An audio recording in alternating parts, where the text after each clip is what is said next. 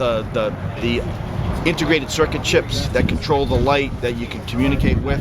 Those boards are either through corrosion or through some power surge no longer function, and you just can't get the board to communicate and turn the lights on to give a message. I think some of them we had hoped to last longer than this, but when you have these things that are companies that come into being, create a product, low bid, they get the job, they're put up, and then if they go out of business, they just know there's no spare parts. It is frustrating because we don't like having to redo things more often than we originally planned. It's a negative effect on our budget because we're bleeding money to stuff that we'd rather, would like to have a routine replacement of things like traffic lights and street lights, those kind of things on a regular pattern, so we can budget for it and plan for it.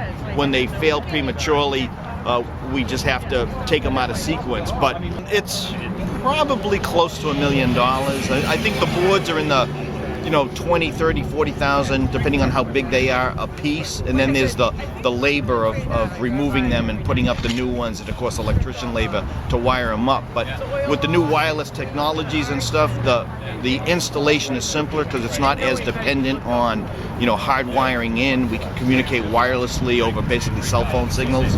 So the newer boards are much more friendly as far as being able to be put in a much wider range of locations. We find with the VMS boards, we get a reward in that communicating with the drivers, giving them real-time information on road conditions and other messages helps. Amber alerts too, right? Yeah, Amber alerts helps get that message out, and it's a safer way because people are seeing them as they're driving in their line of vision. So we think the VMS boards should be a priority to get up and running to maintain those communications with drivers.